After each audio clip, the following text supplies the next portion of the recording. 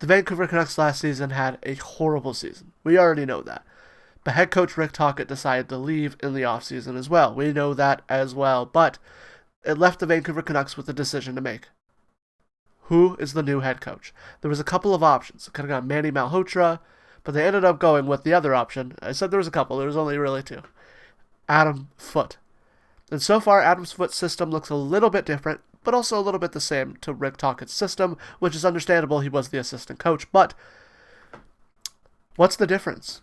Is there truly a difference? And what will it do to help the team? How's it going, guys? I am CanucksLand. Welcome back to the 7th episode of the CanucksLand podcast, where today we're going to be going through the two systems, and I'm going to be trying to explain as best as I possibly can with my knowledge as well. I'm not saying I'm an expert. I'm just someone in his room talking hockey with Canucks jerseys in the background.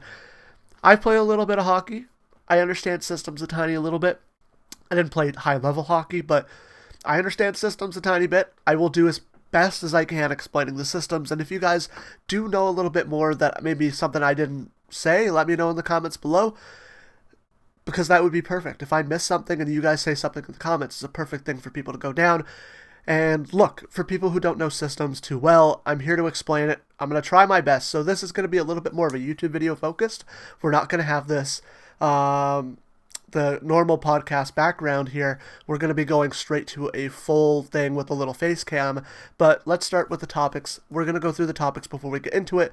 Rick Tocchet's system. It's basically what is Rick Tocchet's system, or what was Rick Tocchet's system. We're going to go through Rick Tocchet's system and how that worked and how, it, and then we'll go into why did it not work? What were the problems with the system? We're going to go into Foote systems, and then will it be better? So far it looks good. It looks like it's working, but we need to truly go through and dissect it in order to get it. Now, Tocchet's system's very much out there, so I have a lot of stuff for Tocchet's system. Foote's system, they're still implementing it. It's only been a couple weeks, so I apologize if I don't have all the information, but I'm trying to get as much out to you guys as possible. So let's hop right in. So let's cut over to CanucksLand doing all the explanation. All right, thank you, Podcast Me, for the intro and the setup. Now let's hop right in, as now I got the system set up. So I got 4 tabs open here. This is all of Rick Tocchet's systems.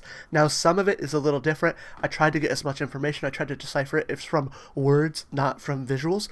And I couldn't find, for some reason I didn't go look for highlights, but I thought this would be just as good. So if we look here, this is his defensive zone system. So the blue are the Canucks, the reds are the opposing team. So the puck is in this corner here with the F1 in this corner. So basically what Tocchet would play is a zone system. So if we go here, and this is the lefty's zone, probably about there. Then you got the left winger. His zone is here. You got the center, where you can cut it about here, and then move it up to about there. You got the right wing zone, where he'll play there, and you got the the right defenseman who play there. Of course, the boards cuts it off. I don't think they have a circle one, but squares are the best. So these are your zones that they're going to play. So your left winger, you're going to cover the zone. Basically, where you want to play is about there, right? You want to cut off a pass to the D2, but also if they're able to get it to the D2, you want to be able to get in front for the shot.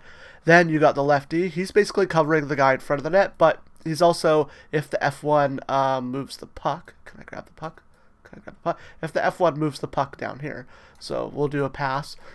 If the F1 moves the puck down there, the defenseman's got to be able to cut that off before this F2 can get down there and pass. So if the puck goes there, this left winger is going to be moving because they want to get a breakout. This center is going to wheel. This right wing is going to cut in front. Basically, that's how it's going to go. If the lefty gets beat, then obviously zones kind of switch, right? They're going to switch their zones to fit the other side. But so yeah, basically the center's providing support on the right D on this forecheck, so they're kind of playing kind of a 2-1-2, right? So in all honesty, it would probably be like that, where you got a 2-1-2 here. But yeah, this F3 is trying to provide support for their F1. The center is providing support for the right D, trying to get the puck out. If the center gets the puck out, you got the left wing who can wheel in here. You got the right wing who can try to beat his defender up this way, try to beat his defender, whichever way he can beat his defender. Just try to get up the ice into the zone. Basically, these are the setups. You should want to cover every area of the ice. Of course, the lefty wants to stay in front. Pretty simple. pretty simple if I could just get rid of the zones. Let's see here if I can. Something else so I can explain. I went through this earlier and I know there was something else. Oh yeah, so I was gonna say if the F1 is able to get it down here, the F2 gets down. LD is gonna go play him, right? So let's say F2 gets into the corner because he's trying to set up D2. Left winger is gonna move over to left wing. F3 is gonna try to go get support. Center is gonna follow him. D1 is gonna move over here. F1 is gonna go to the net, and then boom. What do you have here? Basically the same setup, right? Your center's got to get to here, to his zone. The left wing has the D2 in this zone. The LD has them in this zone. And the right D has that zone, and the right wing has that zone. So it's basically just a flip, right? It's a very easy flip if that happens. So it's basically, they play it both ways on those sides of the ice. Now let's move over to defensive breakout. So this is the forecheck on when they're trying to break out. So this is the movement. We already have some arrows moving. The F1, he's going to chase the puck. He's going to try to force the D to D pass, right? They're going to make that D to D pass, so the puck moves over. Now that D has two options. D2 is going to try to come in a little bit. He's going to move forward, so let's move D2 back a little bit. Maybe the defensemen are a little higher up. But this D2 is going to move in and, do a little curl and play the F1 that's moving in. This F3 is going to play the F3. This F2 is going to play the F2. And then if, let's say, they make the pass, this defenseman joins the rush. This forward is going to circle to go towards there. If the D1 is able to play F3, F3 could move off and play D1 if they join the rush, but F3 is going to try to get this F3 here. So he has two options. This F2 can cut in, try to get in front of here. He can make a pass, right? So he will be trying to skate over. He'll have a little bit of a lane for a pass. He could have a lane for a pass here. D2 is going to be playing him. And then D1, right, he's going to cut in like that and play the middle with F3 moving in. So there's a couple options. That's how they're going to play the defense, though, right? You're trying to force a forecheck.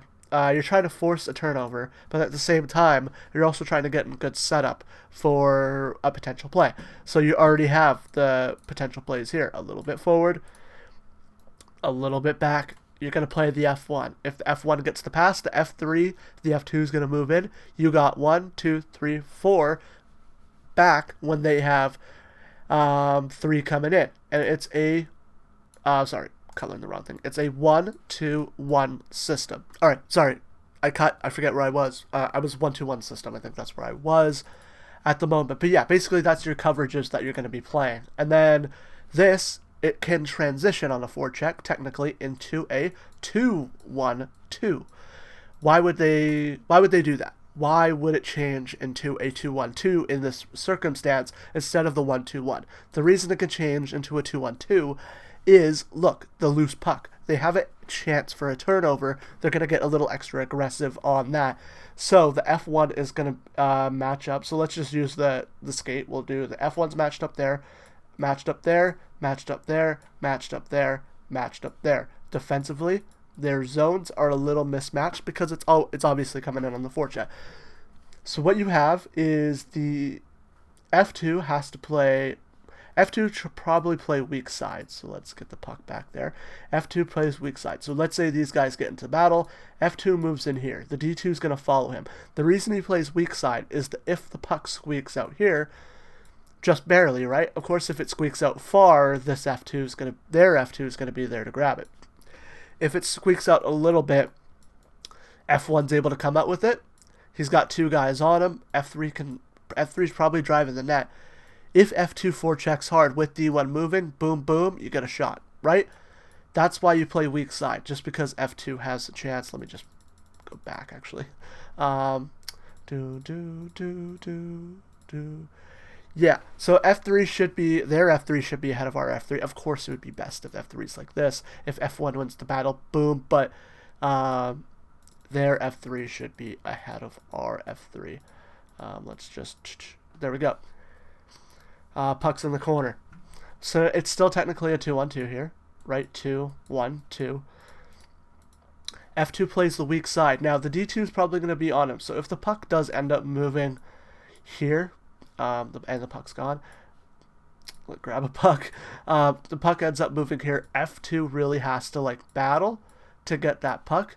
Everyone's going to be probably moved in by now. F3 is going to go to the net. F3 could go provide support with F1 moving up. But honestly, it's easier for F1 just to get right over there, provide support on weak side, because if F3 is able to get, now normally this is where it's going to be like, right, because normally that's what it's going to be like, right, because their F3 wants to get in between the puck and their player and also the net and the players, so they're probably going to play there. If F3 can come down and beat, F1's playing technically weak side, because if F3 beats, technically this would be the weak side, but F2 wants to jump there. If F2 jumps there, weak side D2, weak side is here. What am I trying to say? Strong side's this way, so he goes plays weak side so the puck doesn't squeak up to the F2. D1's going to move in there. All right, that's it for really like their offensive stuff. I have a limited knowledge of this. I have some knowledge, so I don't have complete knowledge. I apologize if what I'm saying could be completely wrong, but I'm 90% sure what I'm saying is right. Now, this was their breakout. Now, a lot of things that you'll notice here is the difference is here and here.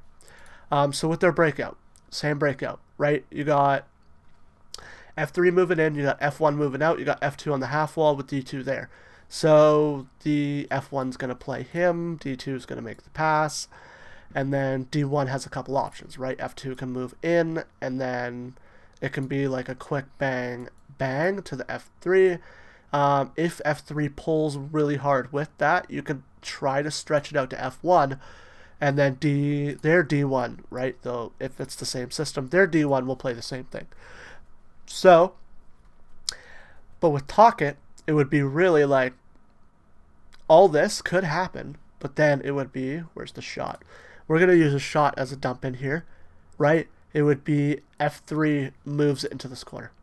F1 moves it into this corner, right? And of course it's cycled around. So F1 would bang it around. F3 is kind of moving that way. I do think, yeah, if F3 keeps skating like this, boom, grabs the pass, boom, he's moving out that way, he'll fire it in the opposite way. Tocchet was a lot of dump and chase. So this was the breakout. Pretty clean, pretty good breakout structure. It would just be broken by the dump and chase. The reason the dump and chase doesn't work is you have F3 following, you have D1, I have two D1s, I just realized, for their defensemen. That's fine though. You have, let's say this is D2. D2 moving in, right? And then you have support with the F3 as well being in with the F3. So it just doesn't really help.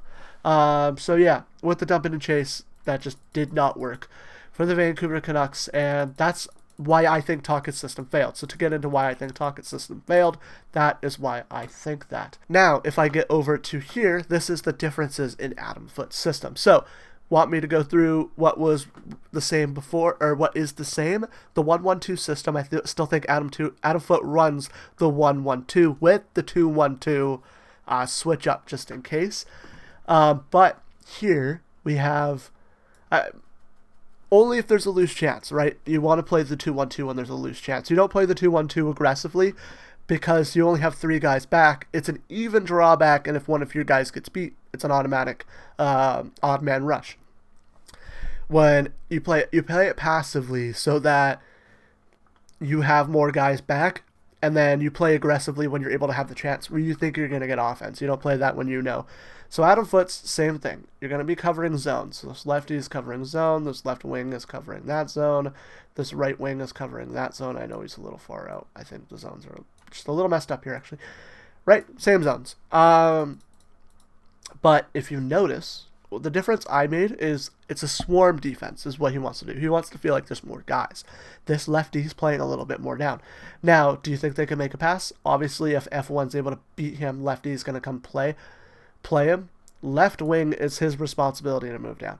I hope this is right about Adam Foote's swarm system. This is what I'm trying to gather. Like, it seems like the same defensive system. Of course, it's going to be around the same defensive system in the defensive zone. It's just like, what does swarm mean? So I'm thinking, if the puck gets moved out to F3, whose responsibility is it? So LD is going to move back, play that net front guy. Right wing is going to really swarm. So then if you look at this zone specifically, this area specifically, we're outnumbering them. D1's in his own thing. And then it's even out there. Right wing's even technically covering D1 because F3 has to make a board pass if right wing's covering on that zone. So then difference is puck is at F1. Puck is at F1 and F1 moves out with the puck. You got LD moving in. Left wing has to, I don't know why I keep moving the thing. LD has to move in. Left wing here. Right D is, of course, going to follow. This F3 probably moves out here. You look at this zone. You're outnumbering them. Left wing's going to be here. Left wing's going to cover the net front guy. It's even. And it's even here. And then D2's in his own zone. So then it's swarm because you got more on the puck then. And then a thing you can say is, well, if that happens, obviously there's going to be a little bit more bodies in the middle there, but F1 can make the pass to a wide open D2. And that is true. That is true. That means LD's got to get back as quick as possible with left wing doing a stop and turn back up, try to get a block, or he could just play the goaltender and try to play the block while also screening his goaltender. I don't know. Play him out of the net. If D2 has a wide open chance at a shot, it's better if the goalie's not covered. If it's just him and the goaltender can make that save. The goaltender can get out, cover more of the net, make the save. But if the left wing's not able to get that guy, LD comes in for the save. Let's say D2's just skating in. Left wing can move in, get the block. But it's swarm defense. The problem with the swarm defense is that opportunity where, F1 moves in, and then everyone moves in to play with, right? Maybe D1 moves over a little bit. You have that wide open pass now. You have that one guy. And the same thing with the right wing having to move in, right? So puck moves out here. F3 moves in for the puck. Boom, boom. Maybe F1 is the still support guy. Right wing moves a little bit more. It's a little different, right? Because D1, right wing's still technically covering D1, but he's playing the swarm. So D1's the open guy. So it's better if it's moved up the wall because then right wing can play with D1 being less open. But then this one's a little tougher, right? And then even then, F1 can wing it over to D2. He's going to have a wide open lane to get to it.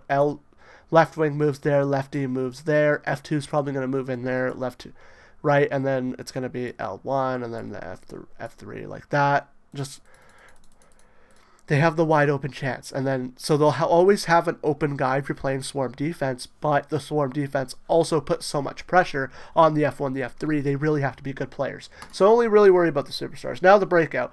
How the breakout is different is, I think, this one specific thing. Adam Foote says he wants more four-man rushes. So, puck's on D2. Let's move puck to D2. Puck's on D2. He makes the pass over to D1 because F1's pressuring him. Now, F1's going to swing and pressure D1.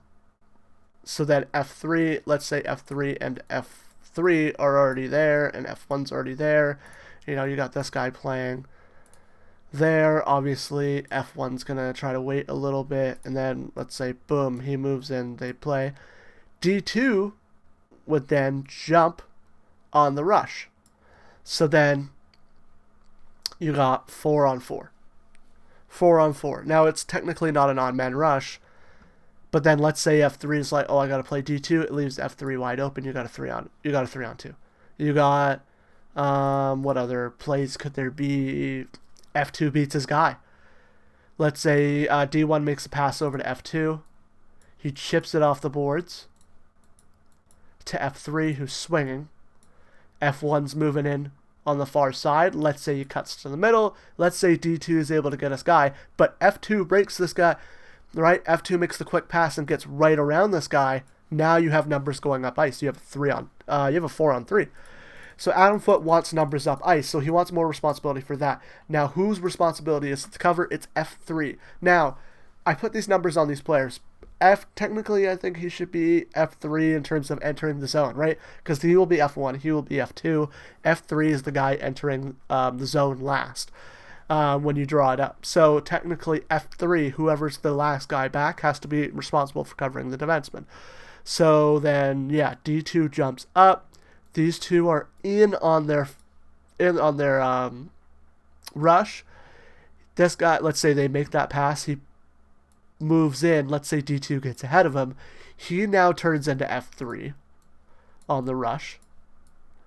And his responsibility is to cover D2, just in case. Because D2 has to get back as quick as possible. But let's say this break-in attempt doesn't work out.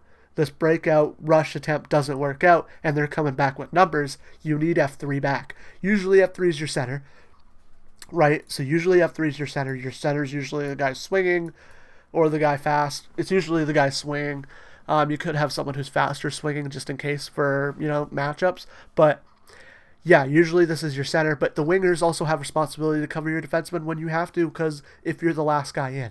The center is usually the last guy in, though. But yeah, that is really it for the explanations of what difference is. Foote wants to create more rushes. Adam Foote wants to create more rushes. He wants the defenseman to be more aggressive, whereas Tocchet was a lot of dump and chase. And then the defensive structures are a little bit more the same. It's just Adam Foote wants more pressure on the puck carrier so that you can see. Lefty moves in. If the F1 moves out here, you got more guys there. It makes you feel like more guys are on the ice. And of course, the person you have to cover, F1 could easily get the puck to F2. Left wing has to be ready to cover F2 so that this is the only pass open. That is a force. You are forcing that pass out there. So yeah, that is really it for the systems from what I read and what I try to put on here. Try to explain it as best as possible. If you guys know systems a little bit more than I do and I got anything wrong, or if there's anything you want to add, let me know. I hope this was helpful. I hope I got most of it right. But yeah, let's hop right into the outro. Alright, so that is it for this one. Sorry if this webcam is not as great. It's the same phone camera. It's onto my computer, so it's not as great. But yeah. That is it for this podcast. Thank you guys so much for listening. I hope that you guys understand the systems a little bit more. I hope that I learned the systems a little bit more. Sorry for the news bar not being as up to date. I need to update it in the future. The next podcast episode, it will be updated with all the news. I think I'm missing just a couple preseason games. But yeah, that is it. Thank you guys so much for watching. I set a personal goal to try to hit 500 subscribers by the end of this hockey season. The push so far has been amazing. I want to say thank you guys for hitting 200 subscribers. We're up to 206 right now. I could not be more appreciative. And the fact that we gained 27 subscribers in 8 days is amazing to me. I appreciate the support so much. All the likes, all the subscribers, all the followers on TikTok, all the likes, all the comments. Thank you guys so much. But I will see you guys in the next one. The video on your right is the video from Wednesday. The video on your left is the video from Monday. Subscribes right down under, I think that one. I'll see you guys in the next one. Bye.